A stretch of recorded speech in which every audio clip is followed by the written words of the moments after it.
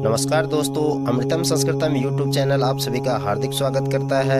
दोस्तों, आज हम जानने वाले हैं पितृपक्ष में श्राद्ध कब से प्रारंभ हो रहे हैं। दोस्तों, वीडियो शुरू करने से पहले अगर आप चैनल पर नए हैं तो चैनल को सब्सक्राइब जरूर कर लें। तो चलिए वीडियो को शुरू करते हैं।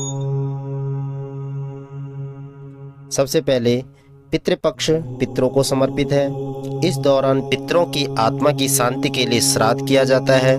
पंचांग के अनुसार पितृपक्ष की शुरुआत भाद्रपद माह की पूर्णिमा तिथि से होती है और अश्विन माह की कृष्ण पक्ष की अमावस्या तिथि तक इसका समापन होता है।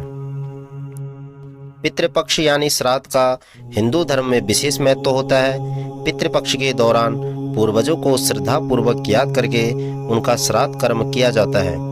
पितृपक्ष में पितरों को तर्पण देने और श्राद्ध कर्म करने से उनको मोक्ष की प्राप्ति होती है।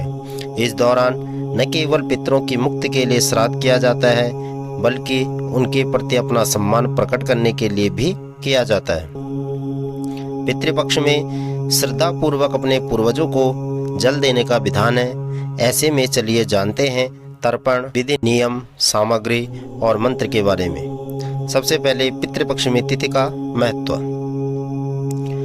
जब पितृपक्ष प्रारंभ होता है तो उसके हर दिन की एक तिथि होती है।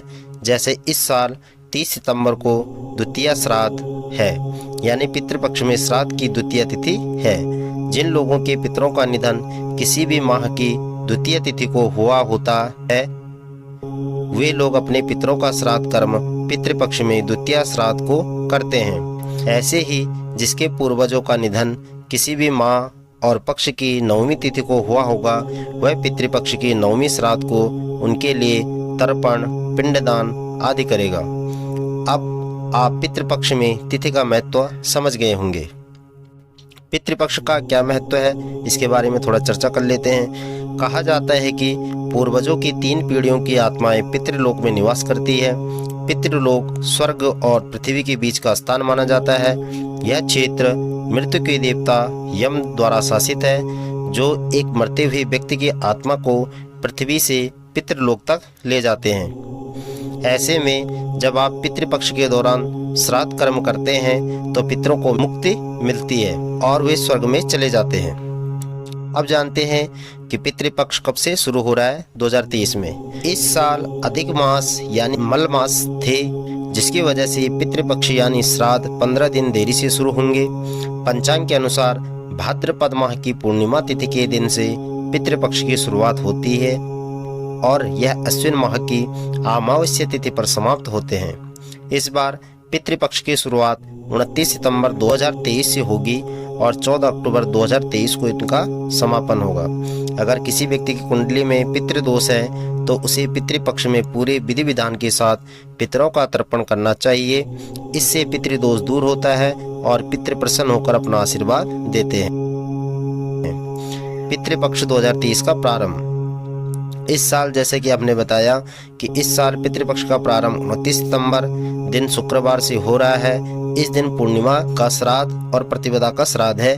पंचांग के अनुसार 29 सितंबर को भाद्रपद पूर्णिमा दोपहर 3:26 तक है और उसके बाद से अश्विन माह के कृष्ण पक्ष की प्रतिपदा तिथि शुरू हो जाएगी, जो 30 सितंबर को दोपहर 12:21 तक रहेगी। अब जानते हैं श्राद्ध के संस्कार। जो पुरुष श्राद्ध करता है उसे पहले ही शुद्धिकरण कर लेना चाहिए और धोती पहनने की अपेक्षा की जाती है। वह दरबा घास की अंगूठी पहनते हैं। फिर पूर्वजों को अंगूठी में निवास करने के लिए आमंत्रित किया जाता है। श्राद्ध आमतौर पर नंगे सीने से किया जाता है, क्योंकि श्राद्ध के दौरान उनके द्वारा पहने गए पवित्र धागे अर्थात जनेऊ की स्थिति को कई बार बदलना पड़ता है। श्राद्ध में पिंडदान शामिल है, जो पिंडों के पूर्वजों अर्थात पके हुए चावल और जौ के आटे के गोले घी और काले तिल के साथ मिश्रित के लिए एक प्रसाद है, जिसमें भोजन के चारों ओर हाथ से पानी फेरा जाता है। इसके बाद विष्णु अर्थात दरबा घास, एक सोने की मूर्ति या शालिग्राम पत्थर के रूप में और यम की पूजा की जाती है। भोजन को कई भागों में बांटा जाता है, जिसका एक भाग कौवा को दिया जाता है। कौवा को यम या पूर्वजों की आत्मा का दूध माना जाता है। एक गाय को और एक कुत्ते को भी खिलाया जाता है और ब्राह्मण पुजारियों को भी भोजन कराया जाता है। इन सब के बाद परिवार के सदस्य भोजन कर सकते हैं। संक्षिप्त नारद पुराण में भी इसका उल्लेख किया गया है और मार्कंडेय पुराण में वर्णित इस चमत्कारी पितृ स्तोत्र का नियमित पाठ करने से भी पितृ प्रसन्न होकर स्तुतिकर्ता की मनोकामना को पूरा करते हैं। अमूर्तानां च मूर्तानां पितॄणां दीप्त तेजसां नमस्यामि सदा तेषां ध्यानिनां योग चक्षुषां। अर्थात जिनका तेज सब ओर प्रकाशित हो रहा है, जो ध्यान प्रायण तथा योग दृष्टि संपन्न है, उन मूर्त पितरों को तथा अमूर्त पितरों को भी मैं सदा नमस्कार करता हूँ। अब जानते हैं कि हमारे श्राद्धों की जो तिथियां हैं वो कब से शुरू है। तो सबसे पहले 29 सितंबर 2023 दिन शुक्रवार को पूर्णिमा का श्राद्ध है। 29 सितंबर 2023 को शुक्रवार को ही प्रतिपदा का श्राद्ध शुरू हो जाएगा और 30 सितंबर 2023 को जो शनिवार है उस दिन द्वितीया का श्राद्ध शुरू हो जाएगा। 1 अक्टूबर रविवार 2023 को तृतीया का श्राद्ध है। 2 अक्टूबर 2023 सोमवार को चतुर्थी का श्राद्ध है। 3 अक्टूबर 2023 मंगलवार को पंचमी का श्राद्ध है। 4 अक्टूबर 2023 बुधवार को षष्ठी का श्राद्ध है। 5 अक्टूबर 2023 गुरुवार को सप्तमी का श्राद्ध है। 6 अक्टूबर 2023 शुक्रवार को अष्टमी का श्राद्ध है। 7 अक्टूबर 2023 शनिवार को नवमी का श्राद्ध है। 8 अक्टूबर 2023 रविवार को दसवीं का श्राद्ध है। 9 अक्टूबर 2023 सोमवार को एकादशी का श्राद्ध है। 11 अक्टूबर 2023 बुधवार को द्वादशी का श्राद्ध है और 12 अक्टूबर 2023 गुरुवार को त्रयोदशी का श्राद्ध है। 13 अक्टूबर 2023 शुक्रवार को चतुर्दशी का श्राद्ध है। 14 अक्टूबर 2023 शनिवार को सर्वपितृ अमावस्या का श्राद्ध है। मृत्यु की तिथि मालूम ना हो तो क्या करें? यह प्रश्न बार बार आता है कि यदि आपको अपने पितरों के निधन की तिथि ज्ञात नहीं है तो ऐसे में आप सर्वपितृ अमावस्या के दिन उनके लिए श्राद्ध कर सकते हैं। इस दिन ज्ञात और अज्ञात सभी पितरों के लिए श्राद्ध किया जाता है। पितृपक्ष में तर्पण विधि। पितृपक्ष के दौरान प्रतिदिन पितरों के लिए तर्पण करना चाहिए। तर्पण के लिए आपको कुश, अक्षत, जौ और काला तिल का उपयोग करना चाहिए। तर्पण करने के लिए पितरों से प्रार्थना करें और गलतियों के लिए क्षमा मांगे। श्राद्ध से संबंधित कथा जानते हैं हम। जब महाकाव्य महाभारत युद्ध में महान दाता कर्ण की मृत्यु हुई तो उसकी आत्मा स्वर्ग में चली गई, जहां उसे भोजन के रूप में सोना और जवाहरात चढ़ाई गई। हालांकि कर्ण को खाने के लिए वास्तविक भोजन की आवश्यकता थी और स्वर्ग के स्वामी इंद्र से भोजन के रूप में सोने परोसने का कारण पूछा। इंद्र ने कर्ण से कहा कि उसने जीवन भर सोना दान किया था, लेकिन श्राद्ध में अपने पूर्वजों को कभी भी भोजन का दान नहीं किया था।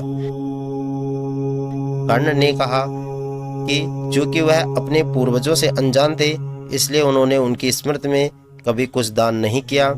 संशोधन करने के लिए कर्ण को 15 दिन की अवधि के लिए पृथ्वी पर लौटने की अनुमति दी गई, ताकि वह श्राद्ध कर सके और उनकी स्मृति में भोजन और पानी दान कर सके। इस अवधि को अब पितृपक्ष के रूप में जाना जाता है। पितृपक्ष में जब हम श्राद्ध करते हैं तो हमें किस मंत्र का जाप करना चाहिए? पहला मंत्र है ओम पितृभ्यः स्वदाइभ्यः स्वदा नमः पितामहेभ्यः स्वदाइभ्यः स्वदा नमः प्रपितामहेभ्यः स्वदाइभ्यः स्वदा नमः सर्वपितृभ्यो श्रद्धा नमो नमः। दूसरा मंत्र है ओम नमो वः पितरुरसाय नमो वः पितरः शोषाय नमो वः पितरुजीवाय नमो वः पितरः स्वधाय नमो वः पितरः पितरो नमो वो गृहान्न पितरो दत्तः सत्तो वः। और तीसरा है देवताभ्यः पितृभ्यश्च महायोगिभ्येव च नमो श्रद्धायै स्वाहायै नित्यमेव नमो नमः। इस तरीके से हम इन मंत्रों का उच्चारण करके पितृ गायत्री का जाप करके हम पितरों को प्रसन्न कर सकते हैं। पितृपक्ष में जरूर करें ये उपाय। शास्त्रों में यह विदित है कि पितृपक्ष में स्नान, दान और तर्पण इत्यादि का विशेष महत्व है। इस अवधि में किसी ज्ञानी द्वारा ही श्राद्ध कर्म या पिंडदान इत्यादि करवाना चाहिए। साथ ही किसी ब्राह्मण या जरूरतमंद को अन्न, धन या वस्त्र का दान करें। ऐसा करने से पितरों का आशीर्वाद प्राप्त होता है। दोस्तों, आपको वीडियो कैसी लगी हमें कमेंट बॉक्स में कमेंट करके ज़रूर बताएं। और अगर आपको वीडियो अच्छी लगी हो तो प्लीज़ लाइक करें, ज़्यादा से ज़्यादा दोस्तों के साथ शेयर करें। और चैनल पर नए हैं तो चैनल को सब्सक्राइब करके बेल आइकन को प्रेस कर दें ताकि आने वाली वीडियो का नोटिफिकेशन सबसे पहले आप तक पहुंचे। मिलते हैं फिर एक नई वीडियो के साथ, तब तक के लिए धन्यवाद, नमस्कार।